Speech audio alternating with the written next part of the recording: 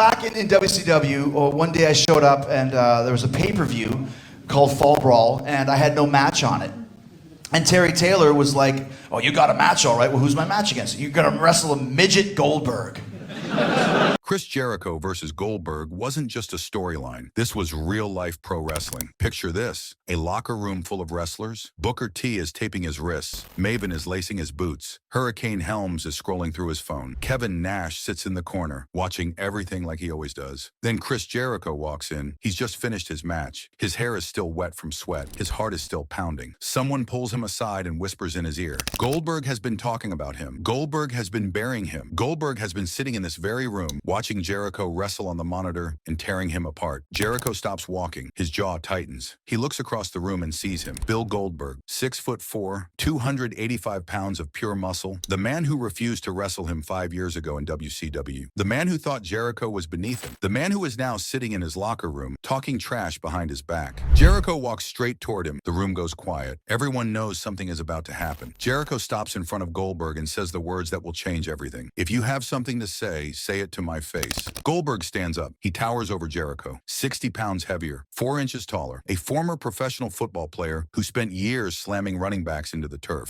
Goldberg stares down at the cruiserweight who dares to challenge him. Words are exchanged. Voices get louder. Then Goldberg makes his move. He charges. He lunges for Jericho's throat, trying to drive him backward into the lockers. This is what Goldberg does. This is what he knows. You run through people. You overpower them. You make them quit. But Jericho doesn't quit. Instead of flying backward like he would in a scripted match, Jericho ducks under Goldberg's massive arm. In one fluid motion, he wraps his own arm around Goldberg's thick neck. His hands lock together. He has Goldberg in a front face lock, and then he drops his weight. Goldberg, the undefeated monster, the man who speared and jackhammered his way through 173 opponents, crashes to the floor. Jericho lands on top of him, still holding that front face lock, cranking Goldberg's neck downward with every ounce of strength in his body. Goldberg thrashes. He tries to power out. He's stronger than Jericho. He's bigger than Jericho. He should be able to break free, but he can't. Jericho learned this hold in the Hart Dungeon in the basement of a house in Calgary from a man named Stu Hart, who taught him that a smaller man can beat a giant if he controls the head. Where the head goes, the body follows. And right now, Goldberg's head is going nowhere. The entire locker room is frozen. Booker T's mouth hangs open. Maven can't believe what he's seeing. Hurricane Helms will talk about this moment for years. Even Kevin Nash, the politician who loves chaos, looks stunned. Jericho is screaming at Goldberg while holding him down. The adrenaline makes his words come out in bursts. Goldberg roars back. In the middle of being choked out on the floor of a locker room, Goldberg shouts something that will become legendary. "Your mother's a goof." Booker T will later recount this moment with complete bewilderment. He'll say it's the worst insult he's ever heard in his life, but in this moment, nobody is laughing. Goldberg is trapped. Jericho won't let go. Minutes pass. The hold stays locked. Finally, agents rush in. Arn Anderson pulls them apart. Goldberg jumps to his feet, ripping his shirt off, ready to go again. Jericho stands his ground. He's not backing down. He's not apologizing. The cruiserweight just took down the monster. But this story didn't start in that locker room. It started 5 years earlier, in a completely different company, in a completely different world. The year is 1998. World Championship Wrestling is at the peak of the Monday Night Wars. They're beating the WWF in the ratings every single week. The shows are selling out. The money is pouring in. Arenas are packed. The company is making record profits. But behind the scenes, WCW is rotting from the inside. The company has a caste system. At the top are the main eventers: Hulk Hogan, Kevin Nash, Scott Hall, the New World Order, Roddy Piper, Randy Savage. These men have special contracts that give them creative control. They decide who they wrestle. They decide how their matches end. They protect their spots at all costs. These veterans have what's called favored nations clauses in their contracts. It means they get paid more than anyone else. It means they have power over the booking. It means they can say no to matches they don't want. And they use this power constantly to keep younger talent down. The established stars view the main event as their exclusive territory. They built WCW, they believe, so they deserve to stay on top. Anyone trying to break into that level is seen as a threat to their money and their position. Below them is everyone else: the cruiserweights, the technical wrestlers, the guys who can actually work. Eddie Guerrero, Dean Malenko, Rey Mysterio, Chris Jericho, Juventud Guerrera, Psychosis. These are the best pure wrestlers in the world. These wrestlers put on the best matches every single night. night. They fly around the ring, they tell stories, they innovate. They create moves that have never been seen before. The crowds love them. The live audiences go crazy for their matches. But the office sees them as nothing more than appetizers before the real stars come out. They're too small to draw money, management says. They'll never be champions, management says. They're just there to fill time before the heavyweights take over.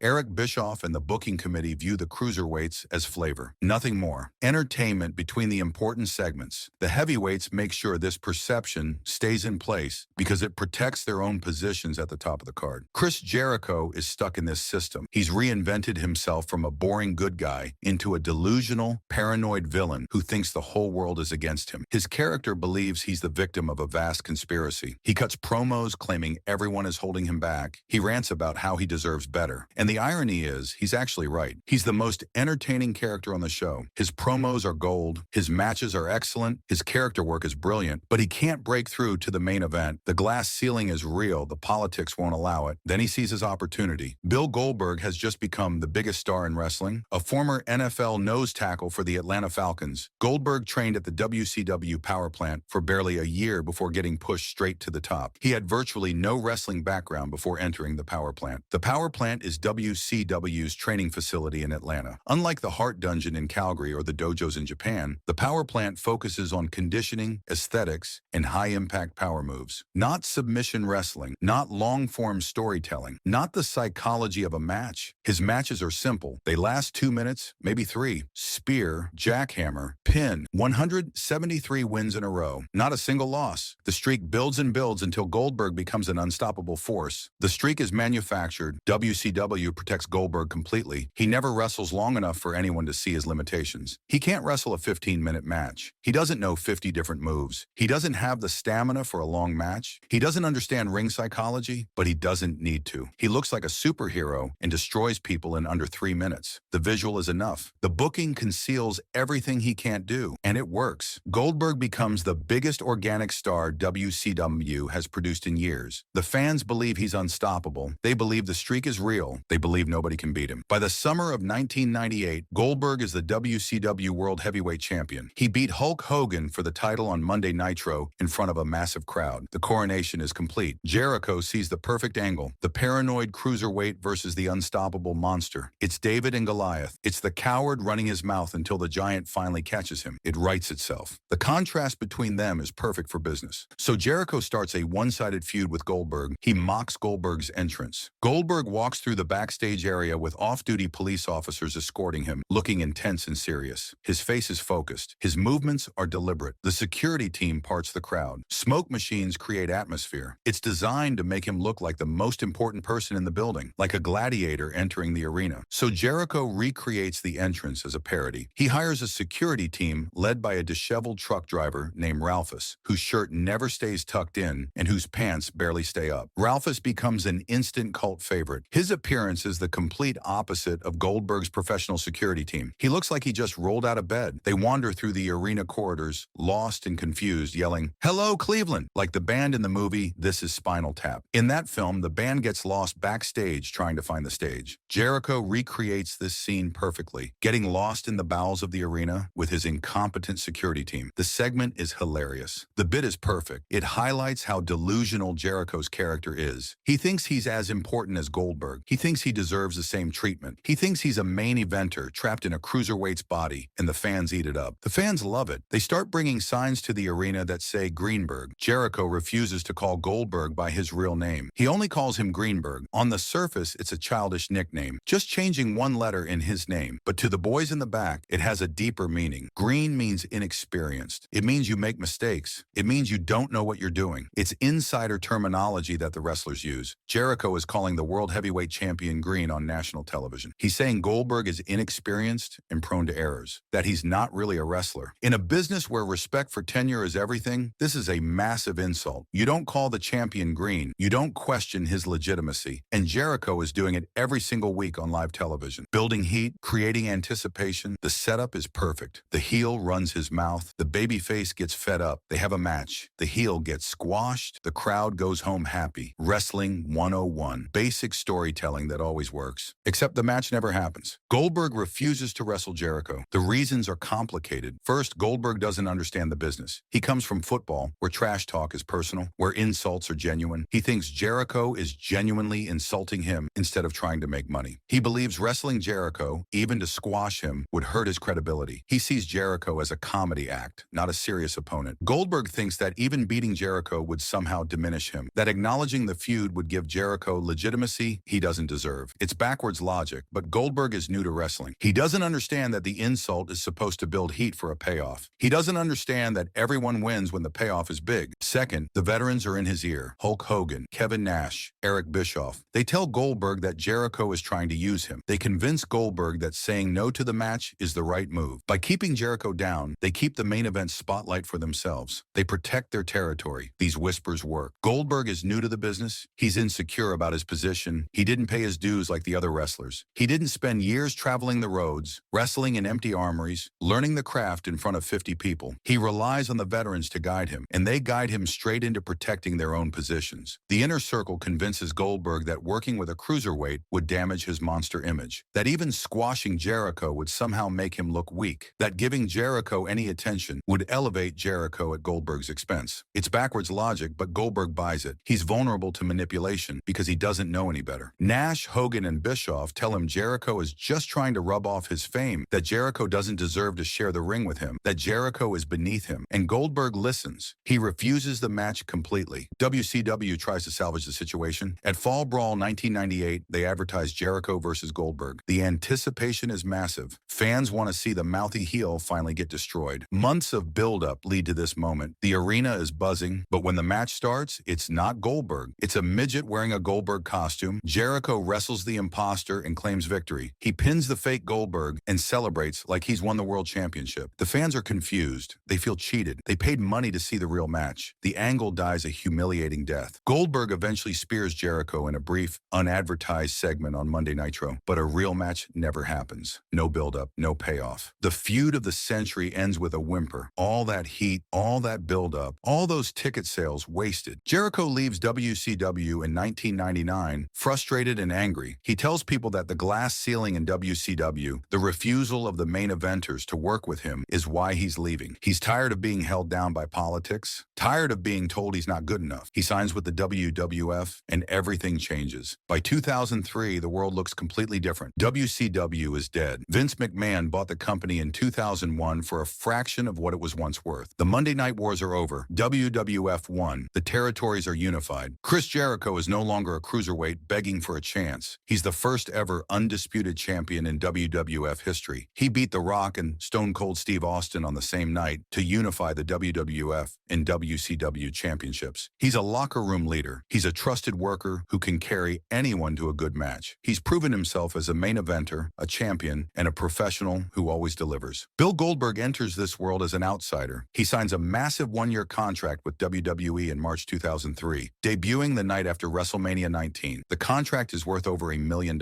for 1 year of work for someone who hasn't been in WWE before. The WWE locker room hates him immediately. To them, Goldberg represents WCW, the enemy, the company that tried to put them out of business during the Monday Night Wars, the company that signed away their talent and tried to destroy them, the company that almost succeeded. And now he's getting paid $1 million while they're working 300 days a year on the road, grinding through house shows and overseas tours. The resentment is immediate and intense. Goldberg didn't earn this contract by working his way up in WWE. He didn't pay his dues in WWE. He got it because of his name value from WCW. He's seen as a mercenary, an outsider, someone who doesn't respect the WWE locker room, someone who thinks he's above everyone else. Worse, Goldberg has a reputation as a dangerous worker. In 1999, he kicked Bret Hart in the head during a match and gave him a career-ending concussion. Bret Hart, one of the greatest technical wrestlers of all time, had to retire because of that kick. The injury is still fresh in everyone's mind. It happened just 4 years ago. The WWE roster, especially the Canadian wrestlers who trained with Bret, remember this. Chris Jericho trained in the Hart Dungeon with Bret. They're friends. They respect each other. Jericho knows exactly what happened to Bret's career. He knows Bret had years left in him before that kick. They don't trust Goldberg to protect them in the ring. They see him as careless, reckless, someone who doesn't respect the craft, someone who prioritizes looking good over keeping his opponent safe, someone who never learned how to work safely. The power dynamic has completely reversed. In 1998, Goldberg was the king and Jericho was the beggar. In 2003, Jericho is the general of the army and Goldberg is the unwelcome guest walking into enemy territory. And then Kevin Nash gets involved again. Nash is back in WWE after returning in 2002 with the New World Order. He's in the locker room during Goldberg's run, and once again, he's whispering. Once again, he's playing politics. Once again, he's the voice in someone's ear. The mouthpiece problem returns. History repeats itself. Nash, the politician, starts talking to Goldberg, and Goldberg, still insecure despite his success, still unsure of how to navigate wrestling politics, listens. Jericho starts hearing rumors. Goldberg is burying him backstage. Goldberg is watching Jericho's matches on the monitor and criticizing his work. Goldberg is complaining about Jericho's selling, his style, his psychology, making fun of how Jericho performs, questioning why Jericho is considered a main eventer. The source of these complaints is allegedly a conversation between Goldberg and Nash. Nash is reportedly listening to Goldberg critique Jericho's matches. Whether Nash is actively encouraging this or just providing an audience, the damage is done. The whispers reach Jericho. Someone tells him what's being said, probably one of the cruiserweights who overhears it, and this time he's not going to let it slide. In WCW, Jericho had to swallow the disrespect. He was powerless. He had no leverage. He was just a cruiserweight with no political capital, no friends in high places, but now he has standing. Now he has respect. Now he's the undisputed champion. Now he's proven himself. Now he can fight back. This time he walks straight into the fire, which brings us back to that Monday night in 2003. Jericho finishes his match and walks into the locker room. His adrenaline is still pumping. His body is still warm from the performance. The crowd's reaction is still ringing in his ears. Someone tips him off. Probably Hurricane Helms or another cruiserweight ally. Someone who's been watching the monitor area. Goldberg was just burying you. Goldberg was just talking trash. Goldberg was watching your match and tearing it apart. Jericho doesn't hesitate. He doesn't complain to management. He doesn't go through proper channels. He doesn't ask an agent to mediate. He doesn't wait for cooler heads to prevail. He walks straight to Goldberg and confronts him directly. The room is full of people. Booker T. Maven, Hurricane Helms, Kevin Nash. This isn't a private conversation. This is a public challenge. The decision to confront Goldberg publicly is strategic. In wrestling, reputation is everything. Your reputation determines your position. If Jericho lets this slide, everyone will know he backed down. Every wrestler in that room will know Goldberg disrespected him and Jericho did nothing. But if he confronts Goldberg in front of the boys, he forces Goldberg to respond. He makes it impossible to ignore. If you have something to say